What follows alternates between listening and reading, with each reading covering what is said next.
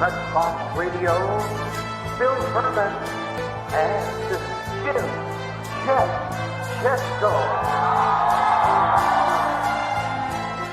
It's Wednesday, July 29, 2020. Welcome to the Philly Pressbox Radio Roundtable, brought to you by the Irish Rover Station House in Langhorne, PA, and Allstate Insurance in Westchester, PA. I'm Bill Furman. I'll be your host tonight, along with my partner, Jim Chesto. Hey, Chet, Major League Baseball has a huge problem on its hands while the Phils have more games postponed and another one postponed again today. The Flyers' one exhibition game's complete and full steam ahead starting Sunday. Joel Embiid is at it again. We're going to talk about that, missing 2 straight exhibition games going into Saturday's opener. And the NFL monitoring closely. Bad news out of Eagles camp today with a few positive tests. Sure, interesting times, but at least we got some games to talk about now. Yeah, interesting times, I guess, is a good way to put it, Bill, more so than fun times anyway. We'll see how many of these 2020 seasons actually get completed. I'm still having my doubts about that. We're going to talk about all that later on in the show, Bill. The Sixers and Flyers do return to play in games that matter this weekend. But, yeah, as I said, later in the show, we got something else to get to right away. Yeah, we're going to do something different tonight, and we've got a great guest and Hall of Famer Ray Didinger to do it with. So, Chet, kick it off. Tell us how we're going to make this happen. I've been looking forward to this one, Bill. Here's the deal. I have a hunch the great majority of our viewers and listeners spend at least a portion of their weekends with our very special guest and his radio partner. It's the best sports talk radio show anywhere, in my opinion. It's Ray Didinger and Glen Macnow on 94 WIP. And since March, they've been doing a special segment on their shows every weekend called Tell Us Your Story, with a different guest from the sports world each time joining them. Always fantastic. And Glenn kindly gave us the okay to kind of borrow that format for 2 very special shows, one with him in about a month or so, and one right now with the Hall of Famer himself, Ray Didinger. Ray, this is going to be fun. Welcome back. Always a pleasure to be with you guys. All right. Well, hey, Ray, I'm going to kick this thing off and get it going, starting back at the very beginning. Born in Southwest Philly, raised in Delaware County, Ridley Township, just like me in Collingdale. Great place to grow up. It was. It really was. It was. I can't think of a better place to grow up than Delaware County in the 50s. Baby boom, a million kids on every block. You always had somebody you want to go outside and get in a ball game. Always plenty of people wanted to play, and that was our life. I mean, if the summertime you went out 8 o'clock in the morning with a bat and a ball, went down to the ballpark, played, came home for lunch, went back. You didn't come home till dinner time, and that's the way it was. And that was the way it was where I was, which was Folsom, Ridley Township. But that's the way it was everywhere. That's the way it was in Norwood and Glen Olden and Lansdowne and all over the place. I mean, it was really wonderful. We did a Tell Us Your Story with Vince Papale just last week. We recorded it. It's gonna air, I believe, next week. And Vince and I talked a lot about that because Vince and I actually played against each other in youth football and in Little League baseball. And then later on in rough touch football, we played against each other out there in Delco. I was in Folsom, he was in Glen Olden. And he said the same thing. He couldn't imagine a better place to grow up or better circumstances. So I loved it. I really did. I have very fond memories of my time in Delaware County, as I think most guys do. It was really a very special time and a very special place. And Ray, you were an Eagles fan pretty much right from the start. I guess that's thanks to your family. Did I hear that they had a bar and you would actually go to the bar and hang out for the Eagles games? And then you went to Eagles training camps, I guess, every year, Reading and wherever else they had them. Tell me about this picture right here. Who's this young guy on number 60? Well, that's me and Concrete Charlie Bednarik, the great Chuck Bednarik, number 60. And that was taken at Eagles training camp 1957, that would have been. So I was just 11 years old. And yeah, I mean, my family was so into the Eagles, I mean, so rapidly into the Eagles that every summer when my dad would get his 2-week vacation from the steel plant, everybody else would go to the Jersey Shore or to the Poconos, and we would just load up the car and drive to Hershey, which was where the Eagles had training camp then. And we would spend those 2 weeks up there watching the Eagles practice. That was our summer vacation every year. And it was great. I mean, my parents, I don't want anybody to get the wrong impression. It isn't, everybody assumes that my mother was sort of trapped in this terrible existence and was being dragged along to all these things. Not true. I mean, my mother was every bit the fan that my grandfather and my father were. She loved her football, and she had strong opinions, and she was a smart fan. She recognized Sonny Jurgensen's greatness before any of the men in the family. So that was the way we grew up. Those were our summers. And they used to have, well, that was back in the day. I mean, there were very few people went to training camp. It was a long drive, and pro football wasn't nearly as big then as it is now. So you could go up to training camp, and there were no fences, there were no barricades, there were no security guards. I mean, you could walk right up to the players, and like I did with Chuck Bednarik, just walk right up and say, "Can I get a picture with you?" Sure. It was easy as that. And so that was kind of my introduction to pro football, and that was kind of my introduction to the Philadelphia Eagles. Well, Ray, based on that, I'm sure that was what kind of led you to say, I want to get into journalism, and heck, you've made 50 years out of it, so it worked out pretty well. You went to St. James, you went on to Temple as a communications major. Is that really where it started, and was that kind of the dream to come back and work Philadelphia sports or obviously the Eagles? Yeah, pretty much. I mean, I knew from an early age that was what I wanted to do. I mean, we used to get the Philadelphia Bulletin delivered at home, as most people did back then. You know, the old saying, in Philadelphia, nearly everybody reads the Bulletin, and that was true. I mean, we all did. Everybody I knew did. We got it delivered to the house, the afternoon newspaper. And it would come to the house, and I would flip it open, and I would take out the sports section, and I would read all the writers. And I knew the writers, and I knew the bylines, and I knew their beats, and I could rattle them off to you just the same way I could the Eagles starting lineup. You know, Hugh Brown, Ray Kelly, George Casita, Bob Vitrone, all those guys. And they were my heroes. I mean, they were my heroes in much the same way that the players were my heroes. And there's a columnist there named Sandy Grady. He was the sports columnist. And he wrote a column called Man About Sports. And he was in the paper 6 days a week. The only day he wasn't in the paper was Saturday. But that was the first thing I turned to. I would pull out the sports section, and I would find Sandy Grady's column, and I would read it. It really inspired me. As much as I love sports, I loved the reading about it the next day. And the way that Sandy Grady could take the game that I watched and write it in such a way that it was engrossing, that even though I knew the score, even though I knew who the hero was, and even though I knew where the story was going, it held my interest. And that's when I really began to appreciate the true art of sports writing.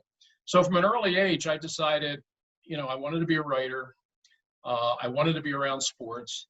And if I was going to do all that, the place that I wanted to do it was the Philadelphia Bulletin. And lo and behold, 1967, I got an opportunity to go work at the Philadelphia Bulletin. The sports editor hired me, Jack Wilson, and gave me the desk next to Sandy Grady. So an awful lot of things happened and all fell together for me at an early age. So I was, in many ways, I was kind of just in the right place at the right time. Yeah, so throughout the 1970s, you were there at the Bulletin. You were there till 1980. You began covering the Eagles in 1970, which means this is 50 years, Ray, that you've been doing this. And there were some bad Eagles teams in the early 1970s. So you got thrown into that. What do you remember about those early 70s Eagles teams, other than the fact they were pretty bad? That was it. They were pretty bad. I mean, they were coming out of the Kuharich years. Which were really bad, and Joe kind of burned the franchise to the ground, and it took a lot of rebuilding. I mean, Leonard Toews bought the team in '69 and hired Pete Retzlaff, the great tight end, to be the general manager, and they hired Jerry Williams to be the head coach, and it was just a bad idea. You know, Leonard Toews was a rookie owner. Pete Retzlaff was a rookie general manager, and Jerry Williams was a rookie NFL head coach. And so it was sort of the old case of they didn't know what they didn't know. And you combine that with the fact that they had a roster that had very little talent, and it led to some very, very bleak years. I mean, those early 70s years, that was rough, you know, and it really wasn't until 3 coaches later that Leonard Toews found Dick Vermeil out on the West Coast and convinced him, and it took some convincing, but convinced him to move to Philadelphia and take over this bedraggled Eagles franchise. And that was when things finally began to turn around. Well, Ray, before we get to those Vermeil years, because there's some things to talk about there between you and Coach Vermeil, but before we get there, any favorite players from those pre-Vermeil years, good guys to deal with, not so guys to deal with, and good players? Yeah, I mean, there were one of the probably the best player on the team was free safety Bill Bradley, and Billy and I actually became good friends. We were just about the same age, had a lot of the same interests, same taste in music, same taste in movies. He was single, I was single. We actually hung out together some, which probably was not the smartest thing to do if you're a reporter covering a team, that you develop that kind of a social friendship with one of the players you're covering. But we did. It was just one of those things. We just hit it off. Learned a lesson, though. I mean, I knew once you're friends with somebody, you can't just stop being friends with somebody. I mean, that's just kind of happens. But I made up my mind that I would never let it happen again. You know, the way things work in pro football, everything changes, and even good players move on. And I knew, you know, at some point Bill was going to move on, and he did. But once that happened, I never allowed myself to get tight with any of the other players, because it really does get in the way of your reporting. You kind of pull your punches, and the way you cover the team, you kind of bend over backwards. Look, and there wasn't that much to say bad about Bill Bradley. I mean, he was the best player on a very bad team. And in fact, he was the first player in NFL history to lead the league in interceptions in consecutive seasons. 1970, he had 11, and in 1972, he had 9. Led the league both years.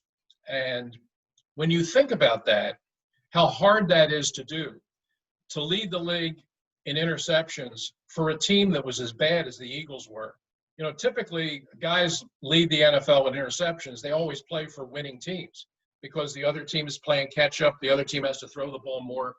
A defensive back has more opportunity to make interceptions. If you can have 20 interceptions in 2 seasons playing for a team that wins 2 games, that's pretty remarkable. And Billy was just that good. So he was my best friend through those years.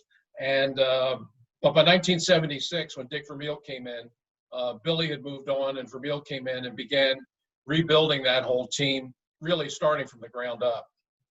Well, speaking of Dick Vermeil, I know Bill referred to it, and I know you talked about it, Ray, on the show with Glenn a while back. But the first year or two, you and Dick Vermeil, who's now a good friend of yours, you didn't exactly see eye to eye on things, did you? No, we didn't. We didn't. Understandable, really, when you think about it. I mean, Dick had come from UCLA, where he had been very successful. Team won the Rose Bowl, winning coach. And his idea of the sports writers that covered the team was, and he said this to me, he said, well, all the guys out on the West Coast, all the guys in LA, in the LA area, you know, when I was an assistant coach with the Rams, those guys always wrote good stories about our team. And then when I went to UCLA, all the guys that covered our team, they wrote positive, favorable stories about our team. You know, I come here and everything you write is negative. And I said, look, Dick, you know, I got to explain this to you here. And for one thing, you know, that's LA and this is Philly. Okay, so it's different in that respect. You know, also that's college football and this is the NFL. That's also different. But the biggest difference is that out there, those were good teams. and the Eagles are not. So it's nothing personal. I would like to see you succeed. I'm tired of covering losers. By 1976 was my 7th year on the beat, and I hadn't covered a winning team yet. I said, I'd really like to see you succeed, but look, I don't work for the Eagles. I work for my newspaper, and I have to come out here and I have to put in the paper what I see on the field. And what I see on the field, and I still remember telling him, is a team that I think is going to be lucky to win 4 games this year. And Dick didn't really kind of get it. I mean, he didn't know who I was, and he thought I was just some young, wise guy that was out there to make his life miserable. But I said to him, I said, look, one of the things you're going to learn about me is that I'm an honest person, and I'm an honest reporter. And if you turn this thing around and you get this thing headed in the right direction, you won't have any problem with anything that I write, okay? But for now, I just have to write what I see on the practice field, and what I see on the practice field is a team that's really got a long uphill fight ahead of it. So, yeah, those first couple of years with Dick were pretty bumpy. But I think ultimately he kind of figured out where I was coming from. And he also began to figure out Philly and the difference between Philly and the West Coast. And once he kind of figured it out, and especially once the team got better, then everything kind of smoothed out from that point on. Mm-hmm. Well, hey, Ray, you talk about being friends with guys. Long times passed since that bunch has been playing, but you've become great friends with a bunch of those guys, I guess, now through the Dick Vermeil golf outing, where Chet and I have had an opportunity to go to a few times. Great bunch of guys now. Great bunch of guys. They really are. And it's no coincidence. Dick wanted a very specific kind of, not just player, but person to be part of his team. I mean, Dick really did believe in that notion of character matters, and character ultimately will help you win. And when he took over the team in 1976, remember, the coach that had come before, Mike McCormick, had traded away all of their draft choices. You know, Mike had come from Washington. He had been an assistant coach under George Allen with the Redskins. And he had seen what George Allen did with the Redskins, which was basically trade away all their draft picks for veteran players and turned that franchise around overnight. So Mike came to Philadelphia and tried to do the same thing, and he traded away everybody. I mean, he cleaned out the draft cupboard for like the next 4 years and tried to do the same thing, try to replicate the George Allen MO, and it just totally fell apart. And so when Dick Vermeil came in, he inherited a roster that had very little talent, a team that hadn't won in more than a decade, and had no draft choices. I mean, most guys take over a bad team, a losing team, a bottom feeder. The one thing that they have going for them is, well, at least I'm going to get a bunch of high draft picks because based on where we finished. Well, Dick wasn't even getting that.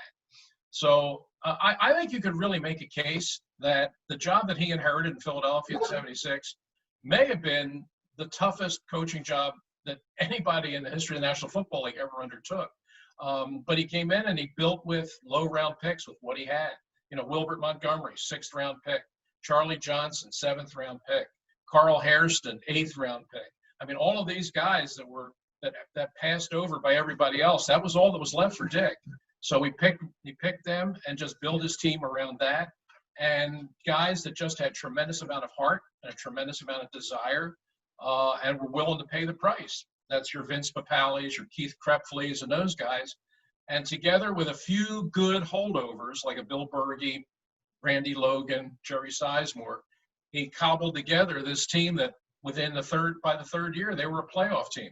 Really an amazing coaching job. And I really do think that Dick should be in the Hall of Fame. I really do think that he was on the ballot this year. He was under consideration this year for the Pro Football Hall of Fame.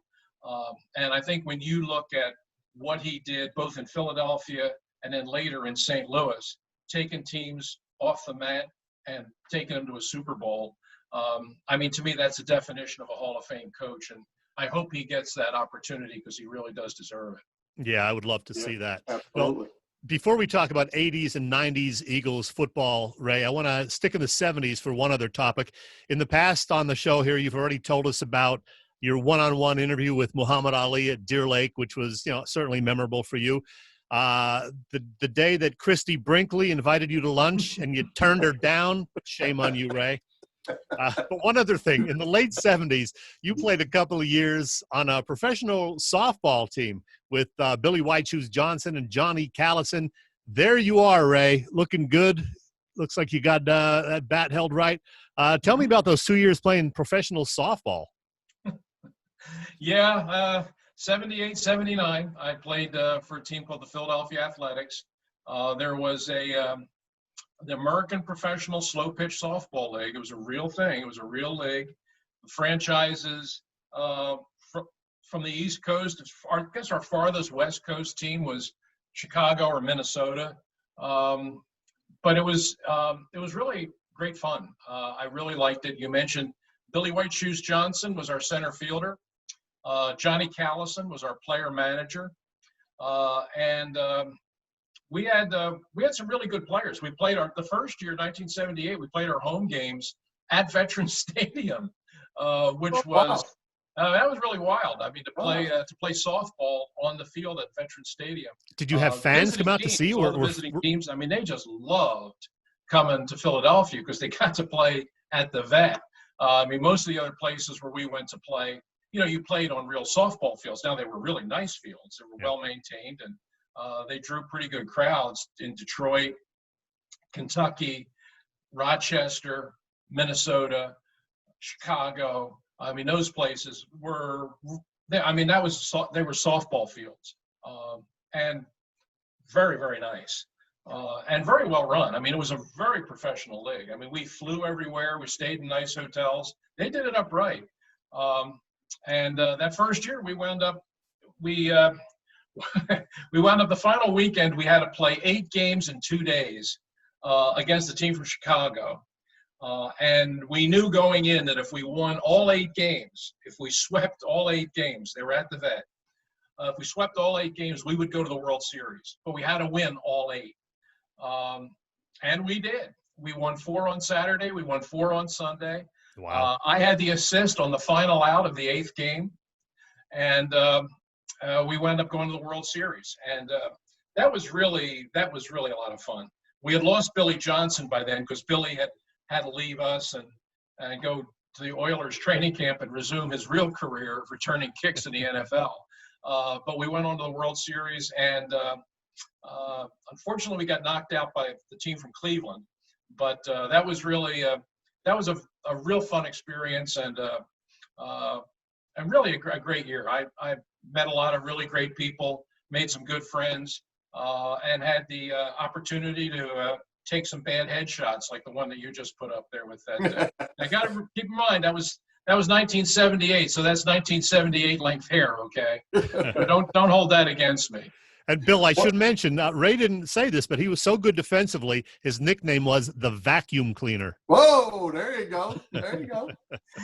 Yeah, that was my nickname. Gail Clements, who was our first baseman, gave me that nickname. Galen was a SWAT cop for the Philadelphia Police Department. He was on the SWAT team for the Philadelphia Police, and he played with us because all the games were played on the weekend. Everybody had full-time jobs. We had one guy who was a fireman, another guy worked at Atlantic Refining. I was a sports writer. We all had full-time jobs. So all the games were played Fridays, Saturdays, and Sundays. And Galen was a Philadelphia cop. And yeah, he's the guy that gave me the nickname Vacuum Cleaner. So nice. Yeah. Wait, Ray, talking about Coach Vermeil in the Hall of Fame. What about Billy White Shoes Johnson in the Hall of Fame? What's it going? He's this era as Jerry Kramer. What's it going to take to get Billy Johnson in the Hall of Fame? Yeah, when we had Billy on the Tell Us Your Story a couple weeks ago, we talked about that a little bit, and Billy, and Billy didn't make a big case about it. I mean, I made more of a case than he did.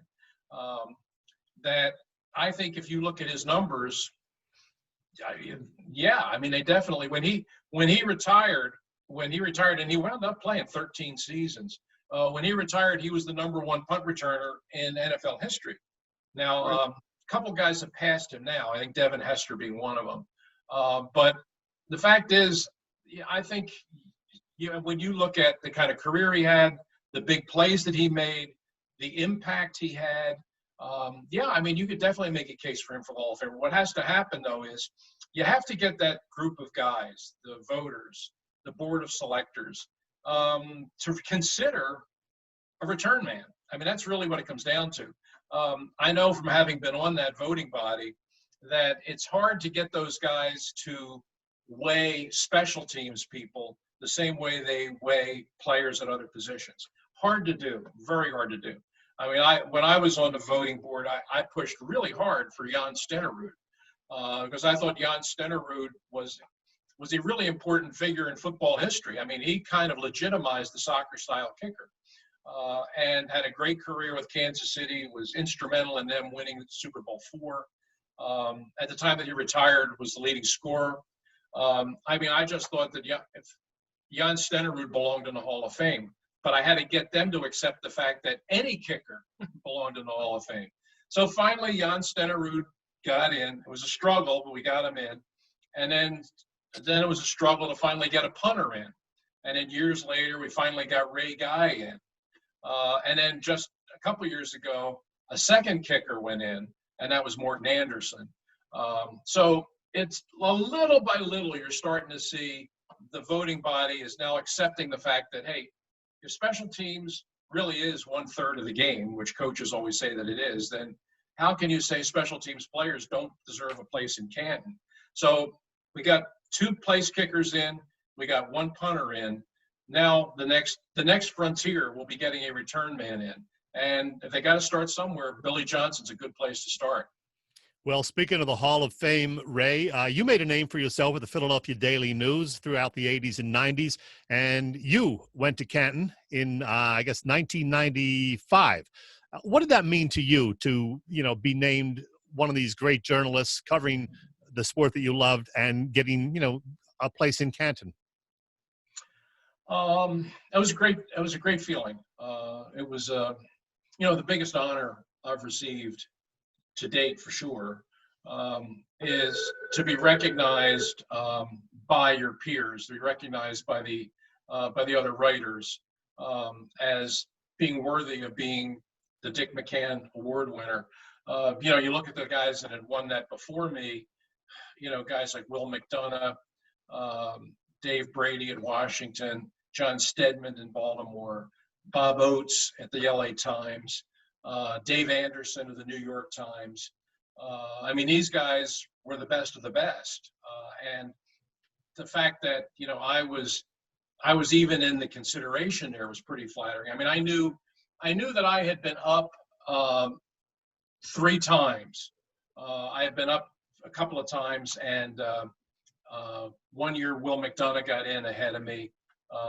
Then another year, one of the other writers, Don Pearson from Chicago Tribune, got in. And I thought, that's fine. I mean, they deserve it. And I really kind of thought that the McCann Award is one of those sort of end of your career awards. It's like, a lot of guys get them posthumously. And they generally always come to a guy who's either retired or retiring. And at that point, I was still a relatively young guy. In fact, I'm still, I believe, the youngest guy ever to get it. Wow. So I always kind of thought it was nice that I'm in the conversation, and maybe down the road here that indicates that I'll get a chance to go in. But in 1995, when they called me and told me that I was the guy, I was just blown away. I really was. And to be part of that weekend ceremony, to be part of the induction class, to be able to share it with your family, your wife, your kids. My parents came up from Florida, and having said and told you guys how much my parents love pro football, for them to come to Canton and see me be part of a Hall of Fame induction class was one of the great thrills of their life. And I mean, they had as great a time as I had in Canton that weekend. I guarantee you my parents enjoyed it that much more. So it was a wonderful occasion. And you're right, it was 1995, so it's 25 years ago. Wow. But yet I remember every minute of it like it was yesterday. That's awesome. Hey, Ray, you finished, you get in the Hall of Fame in 95, then you start working for NFL Films, I guess sometime around 96. NFL Films is, I guess there's not a more iconic football show than NFL Films. How was that? And you're a producer, or you still are, I believe, working for them, correct? Yeah, it was. It happened somewhat just one of those things. I mean, I didn't really plan on it. I really thought that I would spend my whole working life in newspapers. That's really all I had aspired to do. But I went to a film symposium. I knew Steve Sable, the head of NFL Films, really well, because NFL Films is based in Philadelphia. And Steve and the NFL Films guys are always around. So I'd gotten to meet Steve. We'd become good friends.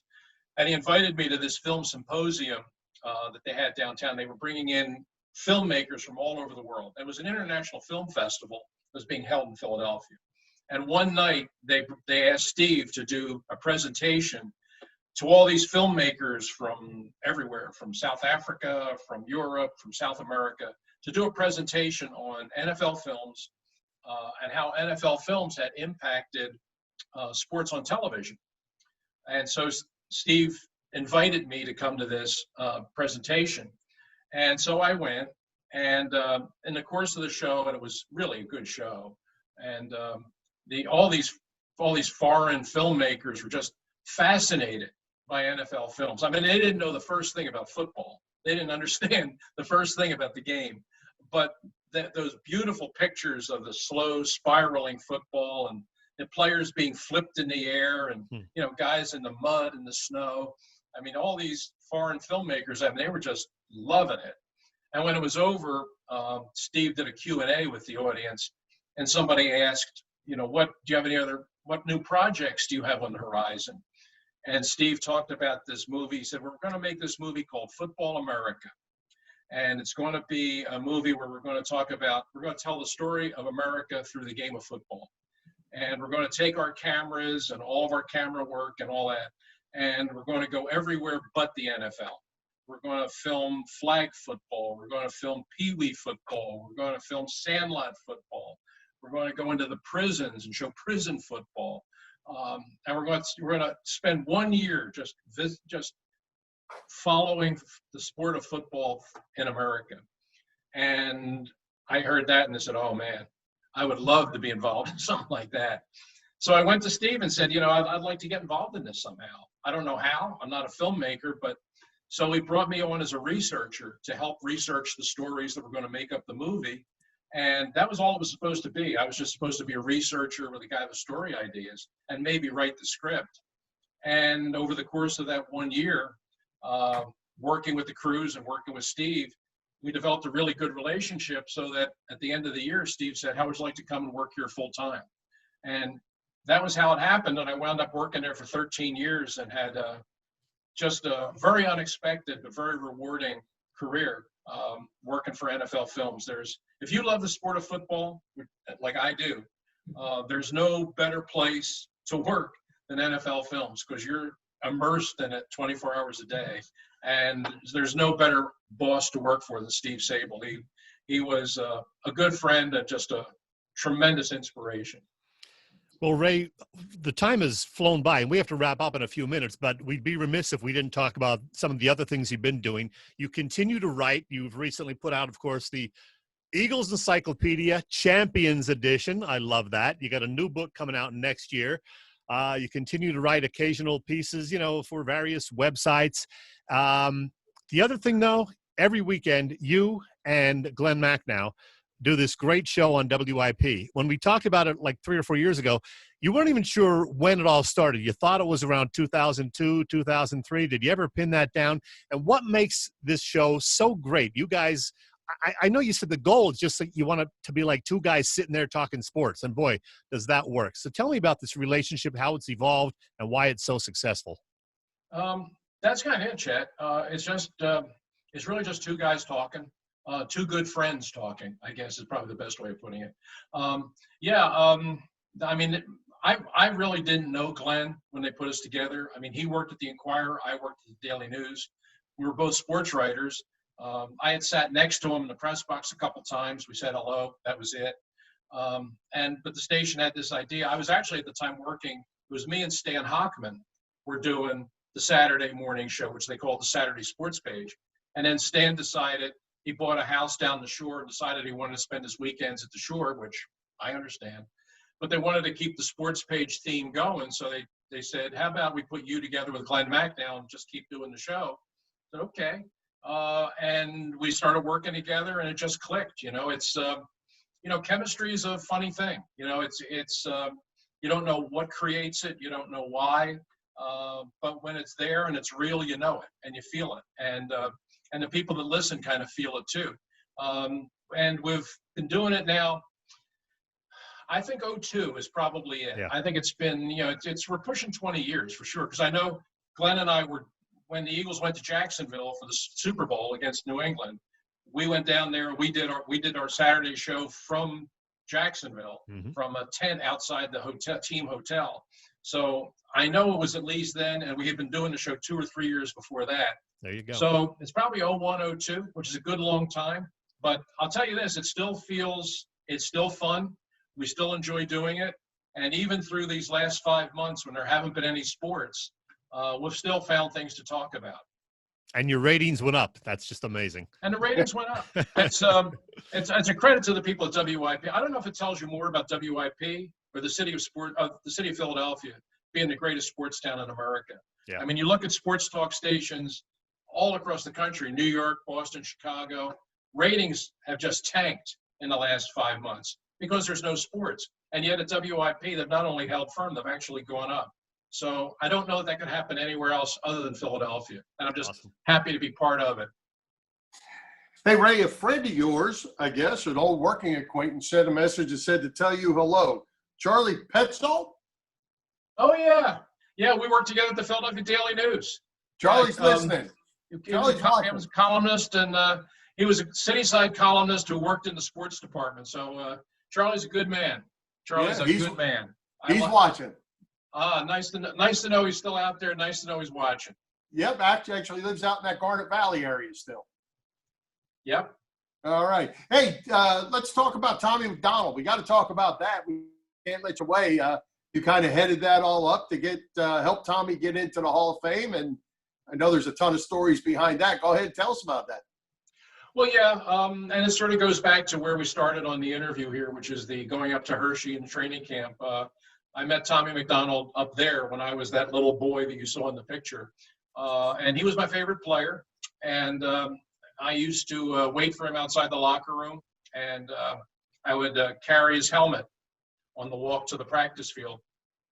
Did it every day during the time that we were up there. He got so used to seeing me, he started calling me little brother. And we did that every summer from the time when I started in his rookie year, 57, all the way up through 63, when his last year with the Eagles. So I went from being like an elementary school to high school, and he went from being a rookie to an all-pro. And we just kind of grew up together. And we just developed this very nice friendship. And then we went our separate ways. I went to college, became a sports writer. Tommy, of course, had his great career, then retired, but stayed in the area.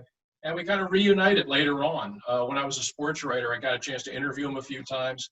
I could tell how much it bothered him that he wasn't in the Hall of Fame while he clearly deserved it. And so as a sports writer, I was now in a position where I could sort of help. And so I did, and I mounted a little campaign, and lo and behold, in 1998, he got voted into the Hall of Fame and asked me to be his presenter. So it was such a unique story and such a nice, feel-good kind of story that I just decided I got to share this with the world. And so a couple of years ago, I sat down and wrote a play called Tommy and Me. And I took it to the folks at Theater Exile, and they liked it. And in 2016, we staged it for the first time, and it had great success. And it came back in 2017 and 2018 and 2019. And it was going to come back actually next month. It was going to come back for a 5th year. But of course, COVID shut everything down. But we're still hopeful, and several theaters have already contacted us about doing it next summer. So the story about Tommy and me lives on. But the best part of that whole experience was the fact that Tommy was here to actually see it. Tommy passed away 2 years ago, sadly, but he was here to see the play when it debuted. And trust me, nobody enjoyed Tommy and me more than he did. He came with his whole family, children, grandchildren. They filled a whole row in the theater. And at the curtain to give a standing ovation was Tommy. It was one of the, and he said it was one of the highlights of his life, and it made me feel so good. I saw it 3 times, loved it. And Bill, you're going to see it next year. I have. I actually live here now. I can actually see it. All right, Chet, one final question from you, or are we ready to let Ray go since we one last question, time? Ray. If we do get an NFL season and a full season, how will the Eagles do this year? If there's a season and if there's a full season, I think they're going to be a good team. I really do. I think the fact that they're the only team in the division that has retained its head coach is a plus. I think their quarterback play, I think they have the best quarterback in the division, which is a good place to start. And I think the offensive line, I think Peters will be fine at right guard. I wish they had done a little more to improve the receiver position. The receiver position still looks like it could be better. They got some young guys with some speed and some talent, but this is going to be a tough year to get young guys on the field because they haven't had enough work. They haven't had enough spring ball, and Lord knows they're not going to have a preseason. So I think, they've got some young guys here that have some talent. I just don't know how ready they're going to be ready to go in September. But I think the overall team is a good team.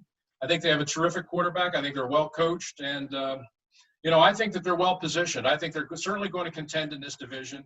I think it's going to be them or Dallas, as it always seems to be.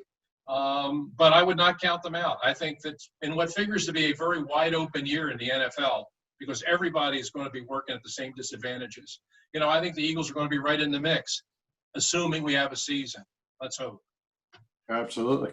Well, Ray, I'll tell you what, this has been a lot of fun, and we appreciate you and Glenn letting us borrow your show theme our first time, and it's been a blast.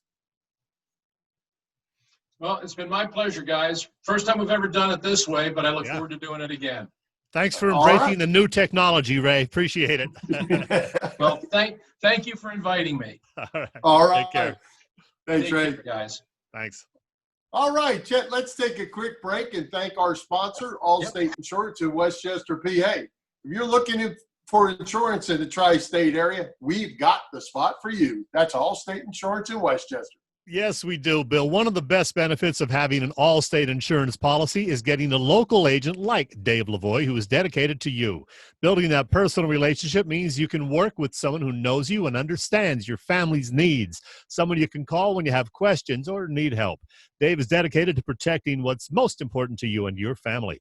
Call Dave today at Allstate in Westchester, Pennsylvania, 610-430-0700. Again, that number is 610-430-0700. And Bill, the lead singer of one of my favorite bands is celebrating birthday number 67 today.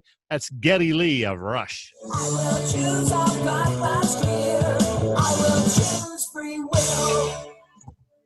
67. Right. We're not getting any older, Chet. That's for sure. Not us. Not at all. Hey, that was fun, wasn't it? Man. Yeah, it was a blast, actually. And I appreciate Ray. And we're going to get a chance to do this again, maybe with Glenn shortly too, right? Yeah, Glenn committed to it. We just don't have a date yet, but I'll be in touch and we'll do it. And that's going to be fun too. All right. So what we're going to do, Chet, since we ran over with Ray, but that's good. We were going to keep running over. We're going to go ahead and try to still cover all of our topics. We may run a little past our 8 o'clock finish, but we're going to do it. Let's go. Let's talk about this mess the Marlins have created. Phillies are right in the middle of it. That aside, when you did get to see the Phils for 3 games, not very pretty. Bad bullpen and no hitting with runners in scoring position. Sound familiar?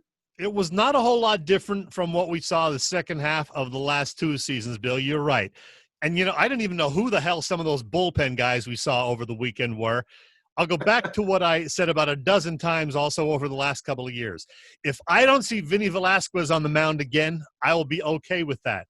And one other thing, getting back to the bullpen, as much as we criticized Gabe Kapler the last 2 years, Joe Girardi did a horrible job with the pen on the Friday and Sunday games that they lost.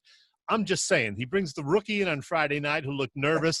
Sunday, he, pulls Pivetta after a good third inning after he seemed to have settled down. And then Cole Irvin, who shouldn't be on the big league club, blows the game. Nick Pivetta, I want to give up on him too. It's very frustrating, Bill. Well, I tell you what, Chet, I had a mental clock in my head of how long it was going to take you to get after Joe Girardi. I thought he would get more than 3 games, but nope. Look, it's 3 games. It's a very small sample size, but it's the freaking Marlins who half of them had the COVID, and you still lose 2 out of 3 at home. There's no reason for that. Come on. All right, so let's get to the other side of it. 26 guys left on base, bases loaded in 3 innings in a row with less than 2 outs, and got zero runs out of that. That's not good. And while it's nice that Rhys Hoskins is getting on base with walks, he's your first baseman. He's got to be, something of a power hitter. So while he's been on base with, 6 walks or whatever, I want to see him jump on a first pitch once in a while instead of working the count all the time. He did that occasionally last year before he went into the slump. I want to see him get back to that. Nice to see Harper go yard. Didi, had homers the first couple of games. So I'm not overly worried about the offense. I think that'll be there. And heck, they got 5 days off to rest up now. So I'm still worried about the pitching though, Bill. Well, I'll tell you, I'm a little surprised with Hoskins because, I talk about him every time we do a show. I think he's the key. That swing doesn't look different to me. They're saying the new swing, the new me kind of thing. That swing doesn't look different to me, and he's not having any results either. No, he changed it quite a bit, apparently back in the real spring training. And then now he said he was going with something of a hybrid. But, I'm not so sure either. But they have this whole week off. They play a doubleheader Saturday and then Sunday. So far they have 1 win, 2 losses, and 5 days off because another team had COVID-19 players. Isn't that great? What a year. Crazy thing. And going to be more crazy things, especially if they throw it on the table that they start playing these 7-inning doubleheaders, which is a possibility. It was already on the table.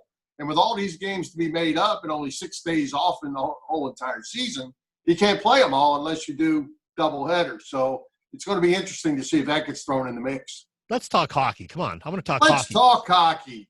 As we said, the Flyers opened up with their only exhibition game yesterday against Pittsburgh.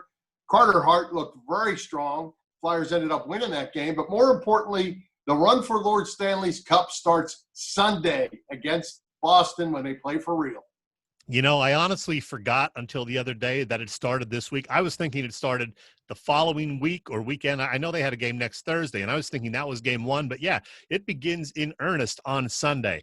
But you're right. They did look good in the game against Pittsburgh. I got to watch it online while at work. And, they played well. They were, they were going after it. Came back from a 1-goal deficit, blew the lead late in the game, then won it in overtime. Kevin Hayes looked good. I'm excited about this team. And Carter Hart didn't look nervous. I know it was still just a scrimmage exhibition game, but I like Carter Hart, and I like this young team. And Elaine Vigneault, one of the finalists for the Jack Adams Coach of the Year award, I think he's going to have them ready to go. And I'll be watching every single playoff game. I'll tell you that. Yeah, I tell you what, that game had a lot of energy for an exhibition game. Both teams played hard, and pretty nice job on NBC Sports Network of the crowd noise was pretty good, and there wasn't that big excitement when they scored goals with the horns and all that, but they tried to pipe in some goal scoring noise. But the general noise across the game sounded pretty real, except you looked and there wasn't anybody there. Yeah, I kind of like it. I was watching, baseball as well, and I like the kind of low murmur of the crowd in the background, and then when something happens, there's, more of a roar. I like it. I'm glad they're doing the fake crowd noise thing. So good for them. Yeah, I've gotten where I like it a little bit more than I thought I would. I just don't like when you get that big home run. You can hear the crack of the bat, especially if you're listening on the radio. Oh, yeah. You can hear it, but then there's not that big, you're looking for. Well, let's go. It's time to get started, but hey, let's take a break. Another quick break. Thank our friends at the PPCC 118 Raz Room.